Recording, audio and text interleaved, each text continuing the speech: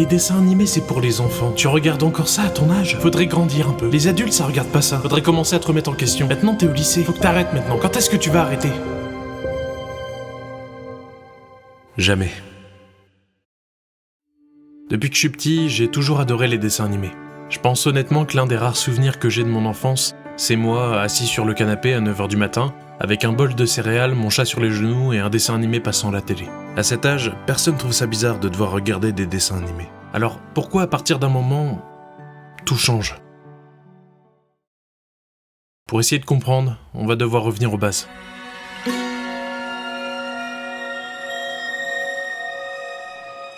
Alors je ne vais pas vous assommer avec une pile d'informations que vous auriez sûrement déjà oubliées à la fin de cette vidéo, mais je dois au moins parler des points importants.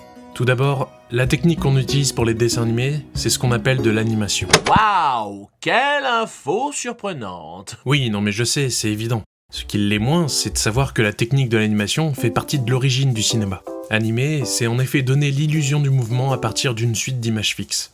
On décompose un mouvement en une série de dessins qu'on projette ensuite tellement vite que l'œil ne perçoit pas séparément chaque phase du mouvement, mais un mouvement continu. Si on y réfléchit, tous les films sont donc des films d'animation. Quand on parle de fréquence d'image, on pense au FPS ou IPS en français. Au cinéma par exemple, les films sont tournés en 24 images par seconde la plupart du temps. Les dessins animés sont plus de l'ordre de 10 à 15 images par seconde. La seule différence intervient lors de la création de ces images. Contrairement aux caméras qui enregistrent les images les unes après les autres au travers de l'objectif pour en faire une vidéo, les créateurs de dessins animés doivent créer ces images une à partir de storyboards puis de dessins. La réalisation d'un épisode de dessin animé est donc similaire à celle d'un film. Ouais, enfin, il y a quand même pas mal de différences, hein.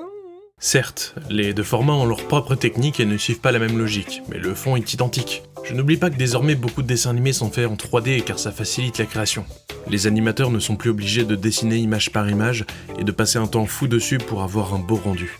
Mais encore aujourd'hui, certains dessins animés qui sortent sur les chaînes de télé sont faits à partir de dessins. D'accord, enfin, ça change pas que les dessins animés, c'est pour les enfants. Voilà, c'est tout. Mais tu te bases sur quoi? Bah, alors, déjà, de 1, il n'y a pas d'histoire, c'est toujours la même chose, ça tourne en rond, et en plus, ça suit pas les codes classiques d'un bon film d'action ou d'un thriller. Voilà. Vraiment?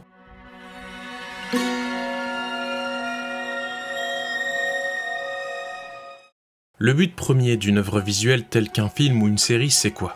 Faire rire? Pleurer? Montrer des scènes de combat incroyables? La réponse est beaucoup plus simple. C'est raconter une histoire. Bah, justement, les dessins animés ont pas d'histoire, c'est bien connu. Très bien.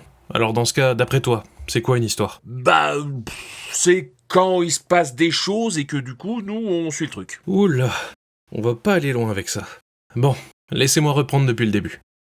Avant de continuer, il faut comprendre que concernant les films et les séries, on ne parle pas tant d'histoire, mais plutôt de scénario, ce qui regroupe l'histoire et le visuel de l'œuvre. Le scénario est un exposé détaillé des événements et des situations d'un film ou d'une série. Il permet lors du tournage de définir quels sont les plans qui doivent être tournés, quelles répliques doivent être dites, ainsi que plein d'autres choses. Maintenant que tout est clair là-dessus, c'est quoi une bonne histoire?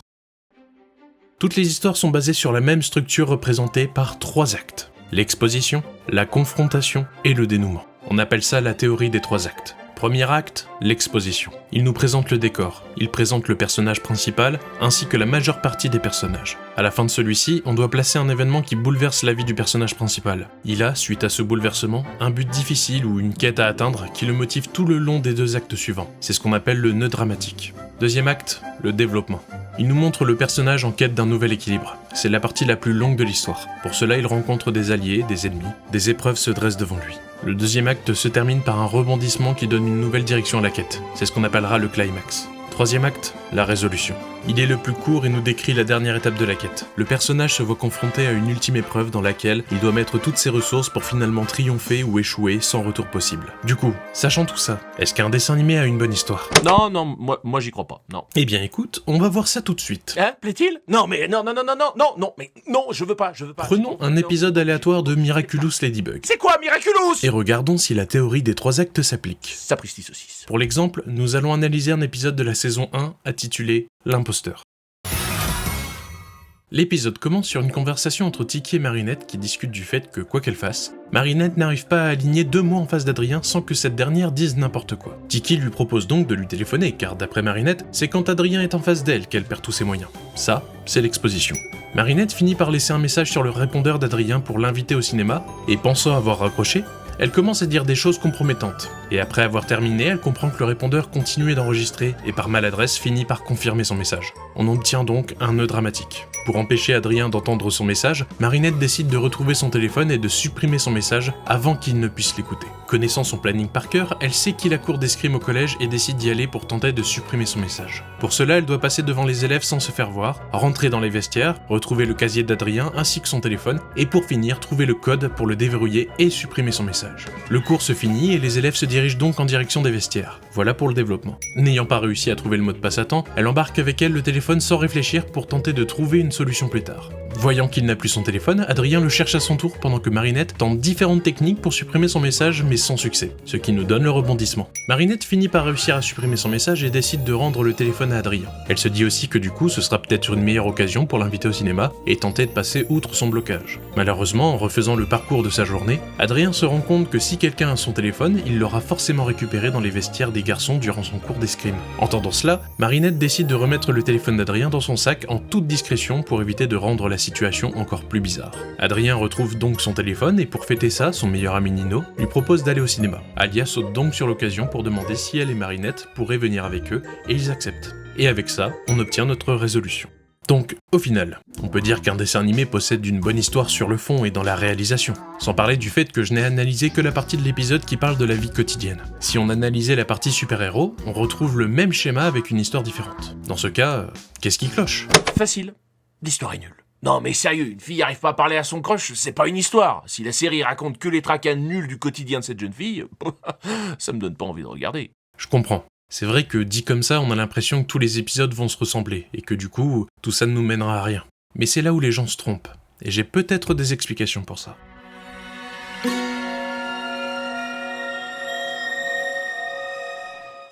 Pour publier un dessin animé sur des chaînes de télévision, c'est pas si facile. Il faut déjà trouver une chaîne qui sera intéressée par le concept, si pour le public visé ça pourrait accrocher, le coût de la réalisation, etc. Imaginons que nous proposions une idée qui finit par être acceptée par une chaîne de télé, et que la production suit son cours. Les premiers épisodes commencent à voir le jour, mais l'audimat ne suit pas. Quel est le problème ? Bah, ton dessin animé est nul, c'est tout ? Ça pourrait être le cas, c'est vrai. Mais le problème n'est pas toujours là. Dans notre hypothèse, nous avons créé une histoire intéressante, passionnante et qui avance au fil des épisodes. Et en fait, le problème est là. Avoir une bonne histoire, c'est pas bien pour un dessin animé ? Pas exactement. Mais la chose à retenir, c'est que la série est destinée à un jeune public et qu'elle vient juste de sortir. Du coup, les enfants découvrent peut-être la série à l'épisode 3, mais entre-temps, l'histoire s'est développée. Et dans ce cas, il est vite perdu parce qu'il n'a pas toutes les infos. Ah oui, d'accord. Non mais je vois le problème maintenant, ok, d'accord. C'est vrai que de nos jours, avec toutes les plateformes de VOD, il est facile de commencer une série et de suivre les épisodes dans l'ordre. Le problème, c'est qu'un enfant n'a pas forcément accès à ces plateformes librement.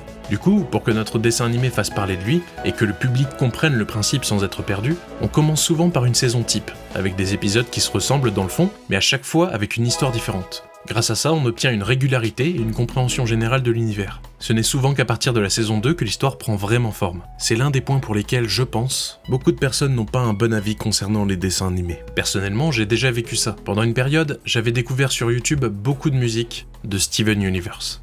Surtout celle-là. Let's go, just me and you. Let's go, just one on two. Go ahead and try, hit me if you're able. Can't you see that my relationship is stable? Qui a été repris sur beaucoup de vidéos YouTube. Le combat de Sans était sûrement le plus connu, je pense. J'avais bien aimé, alors j'ai commencé à écouter différentes musiques de la série, et au bout d'un moment, j'ai décidé de la découvrir. Je crois que je n'ai jamais eu autant de mal pour commencer un dessin animé. La première saison était très aléatoire et on est lâché dans un univers riche qui ne nous donne pas forcément toutes les informations dont nous aurions besoin. Je ne vais pas rentrer dans les détails car sinon je serais obligé de spoiler, et je préfère que vous découvriez cette série qui est vraiment incroyable, autant pour les musiques que pour l'histoire.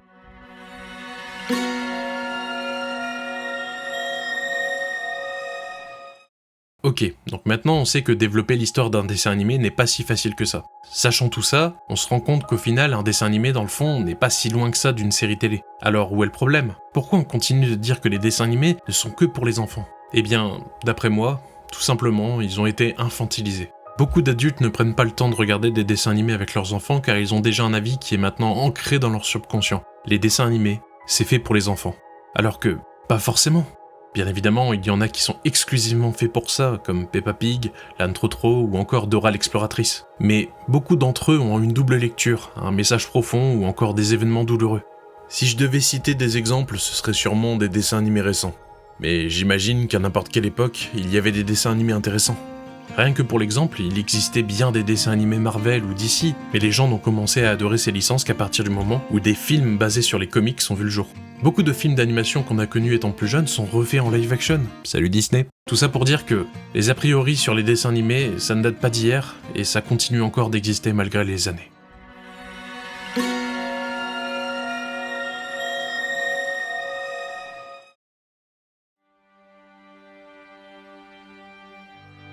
Pour conclure tout ça, j'ai envie de dire, ne laissez pas vos a priori vous empêcher de découvrir de nouvelles choses. Évidemment, le sujet de la vidéo parle des dessins animés car c'est quelque chose qui me tient à cœur. Mais ça fonctionne avec tout. Personnellement, j'ai grandi avec les dessins animés des années 2000. Mais je continue à en regarder. Et parmi eux, souvent les nouveaux qui sortent chaque année, et à chaque fois, je découvre des pépites. Comme Luce à Osville, Amphibia, Star Butterfly, ou encore un plus connu, je pense, Souvenir de Gravity Falls. Toutes ces séries sont incroyables. Et vous savez quoi ? Moi, ça me va d'être un enfant.